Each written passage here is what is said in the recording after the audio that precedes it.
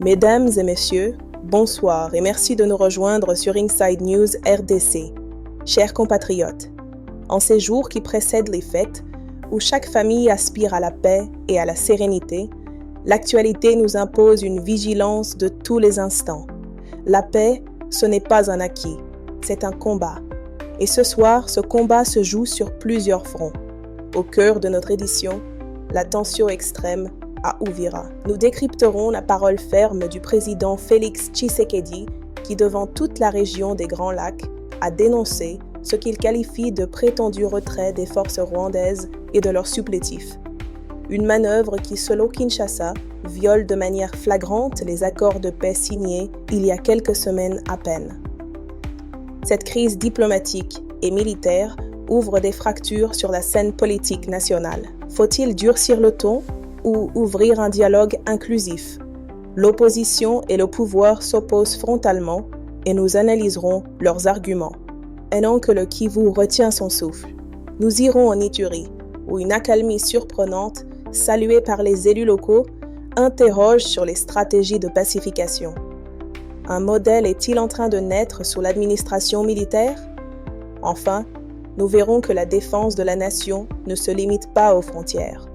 Elle se construit aussi à l'intérieur par la modernisation de notre armée.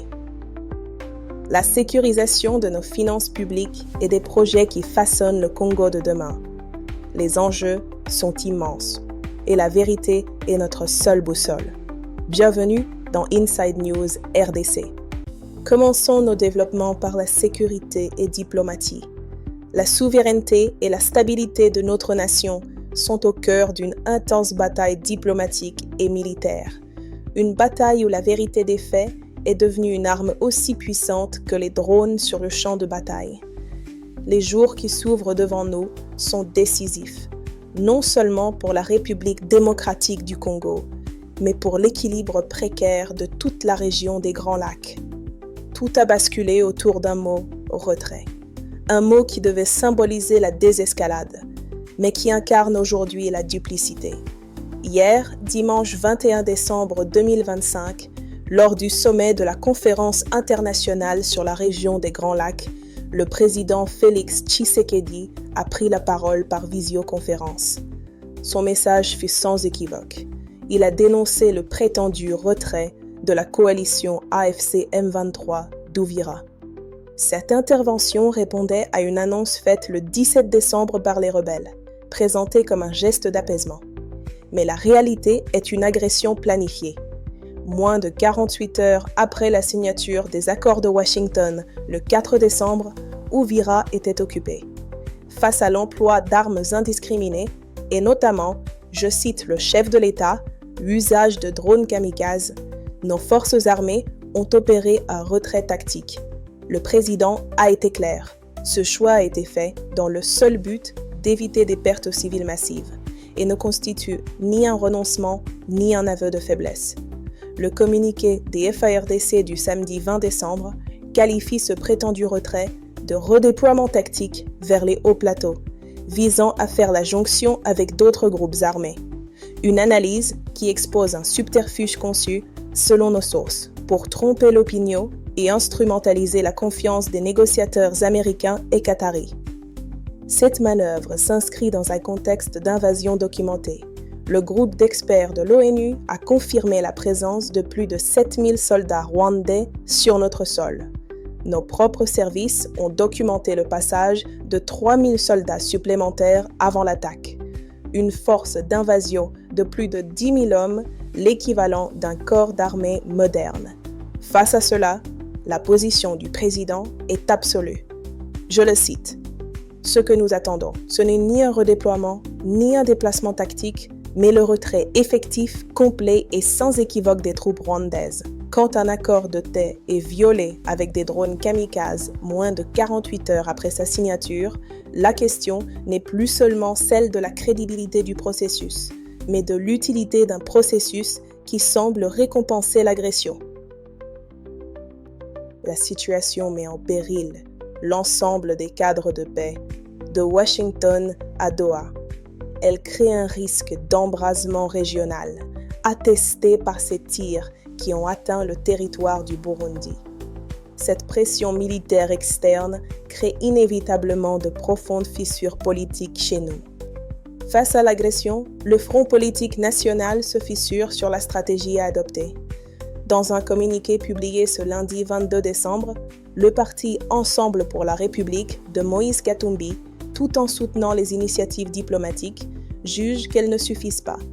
Le parti insiste sur la nécessité d'un dialogue inclusif, sincère et courageux.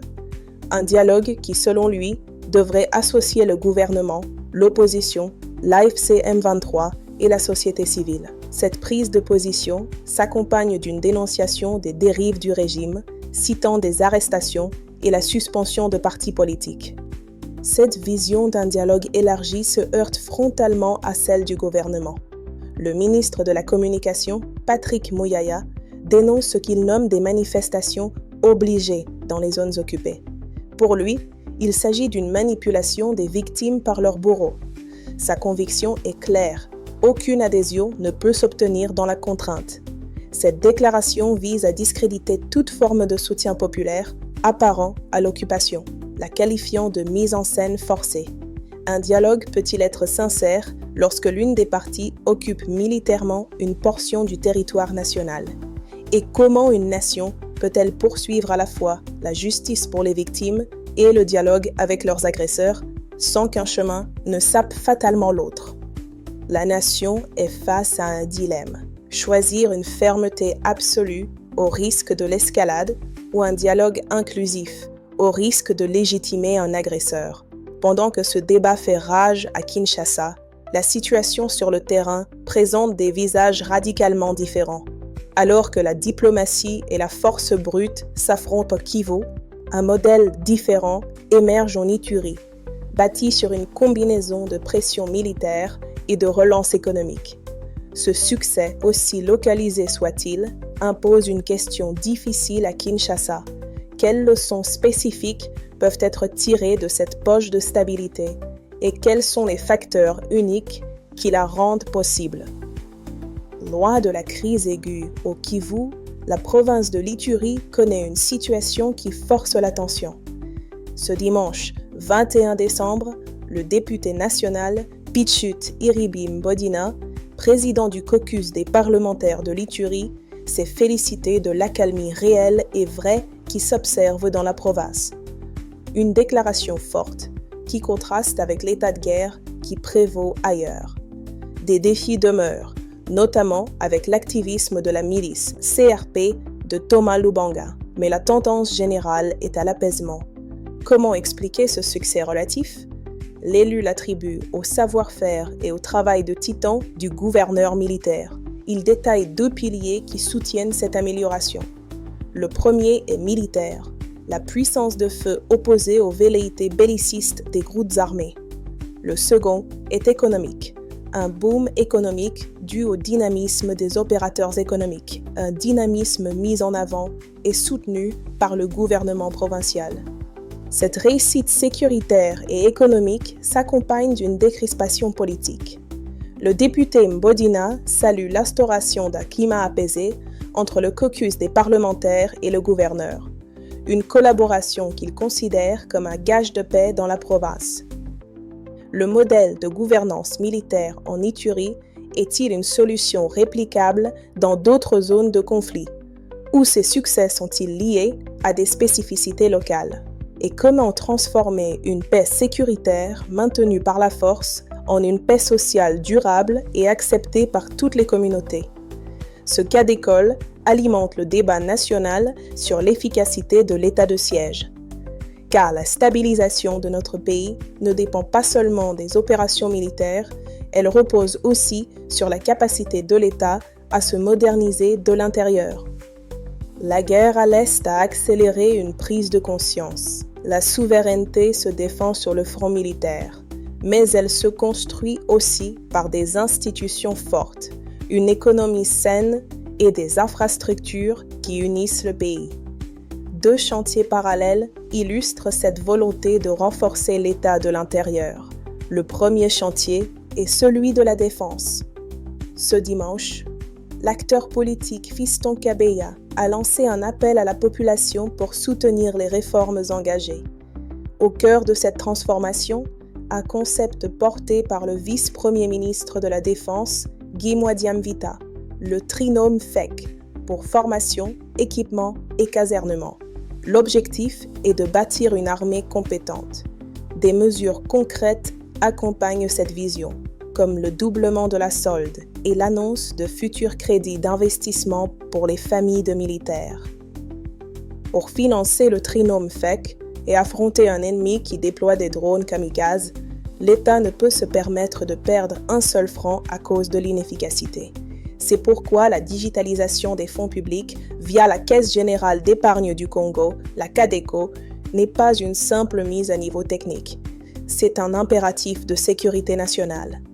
La CADECO est engagée dans une dynamique de transformation profonde, déployant l'Internet Starlink dans ses agences pour intégrer la chambre de compensation de la Banque centrale du Congo. Cette étape est déterminante pour optimiser et sécuriser les flux du trésor public. Ces deux chantiers, militaires et financiers, sont les deux faces d'une même médaille, la construction d'un État capable de faire face aux menaces. Et la force d'un État se mesure aussi à sa capacité à connecter ses territoires et à servir ses citoyens au quotidien. Loin des sommets diplomatiques et des grandes stratégies nationales, la vie de la nation se joue aussi dans les provinces. Elle se joue à travers des projets de développement concrets qui changent la vie, mais aussi à travers des tensions sociales qui révèlent les attentes fortes des citoyens envers leurs dirigeants. Dans le Bayouélé, une promesse de désenclavement se matérialise. Le 20 décembre, le gouverneur a présenté 18 engins neufs, acquis sur fonds propres, pour la réhabilitation des routes nationales RN4 et RN6. Un écho à cet effort se fait entendre à Lusambo, dans le Sankuru, où la population a organisé une marche de soutien pour la réalisation de la RN42. À une autre échelle, un projet visionnaire a été lancé ce lundi 22 décembre à Maluku. Le président de la République a donné le coup d'envoi de Kinshasa-Kiamona, un projet d'extension de la capitale qui vise à désengorger la ville actuelle et, selon les projections officielles, à créer 230 000 emplois sur une période de 10 ans. Mais ces initiatives se heurtent parfois à l'impatience des citoyens. À Muanda, dans le Congo central, une journée ville morte a paralysé toutes les activités socio-économiques ce lundi. La population exige le départ de l'administratrice du territoire, jugée incompétente face à la dégradation de la sécurité. Face au désordre, certains choisissent la fermeté. À Kananga, le 21 décembre, la maire de la ville a annoncé que des poursuites judiciaires seraient engagées contre ceux qui rendent l'environnement insalubre, une manière de restaurer l'autorité de l'État au niveau le plus local. Ces exemples illustrent la double dynamique du pays. D'un côté, une vision de grands projets structurants. De l'autre, une demande citoyenne pressante pour une gouvernance efficace et une sécurité de proximité. L'actualité ne s'arrête pas là. Voici plusieurs autres informations brèves mais significatives à retenir. À Béni, la MONUSCO finance la construction d'une radio pour les FARDC à hauteur de 50 000 $. L'objectif est de doter l'armée d'un outil pour lutter contre la désinformation et renforcer le lien civilo-militaire. Dans une zone de conflit, cet outil est jugé indispensable. Coup de tonnerre dans le monde du football. La Confédération africaine de football a officiellement dissous le championnat d'Afrique des Nations, le CHAN. Santos Montobile, premier sélectionneur vainqueur avec la RDC en 2009, s'est dit abasourdi par une décision qui porte un coup dur au football local. La Coupe d'Afrique des Nations, elle, a bien débuté au Maroc. Pour le match d'ouverture le 21 décembre, le pays hôte s'est imposé 2-0 face aux Comores. Le capitaine de nos Léopards, Chancel Mbemba, a appelé la nation à soutenir l'équipe avant son entrée en lice contre le Bénin, promettant « Nous, on va faire le boulot sur le terrain ». Et championnat national, la Linafoot, le FC Saint-Éloi-Lupopo a conforté sa 3e place dans le groupe A. Les Lumpas ont battu Don Bosco 2-0 ce dimanche à Lubumbashi, consolidant leur position. À l'approche des fêtes en Ituri, la police de Bunia appelle les usagers de la route au strict respect du code suite à une série d'accidents mortels. Elle rappelle que la période de courtoisie routière sans contrôle de documents dispense pas de la plus grande prudence. Enfin, dans le Kwilu, les agents de la division provinciale de l'intérieur à Bandundu ont entamé ce lundi une formation continue pour renforcer leurs compétences en vue de l'application du nouveau cadre organique de l'administration prévu pour 2026. L'heure est venue de refermer cette édition. Si nous devions retenir 4 points essentiels de l'actualité de ce soir, ce seraient ceux-ci. Premièrement, la fermeté de Kinshasa face au faux retrait d'Uvira, une manœuvre de guerre informationnelle dénoncée devant la communauté internationale. Deuxièmement, le débat national qui s'intensifie entre l'appel de l'opposition à un dialogue inclusif et la dénonciation par le pouvoir d'une manipulation des populations occupées. Troisièmement, les efforts parallèles de l'État pour moderniser en profondeur notre armée et sécuriser les finances publiques, 2 piliers de notre souveraineté. Et enfin, les contrastes du développement local entre des grands projets d'avenir et des tensions sociales qui exigent des réponses immédiates. Ce soir, l'actualité nous rappelle qu'une nation ne se bâtit pas seulement sur les champs de bataille ou dans les palais présidentiels, mais aussi dans la conscience de chaque citoyen qui exige la vérité et la justice. Nous vous retrouverons demain, à la même heure, pour une nouvelle édition d'Inside News RDC. Que le Tout-Puissant veille sur notre nation et guide ses dirigeants. Prenez soin de vous et de vos proches.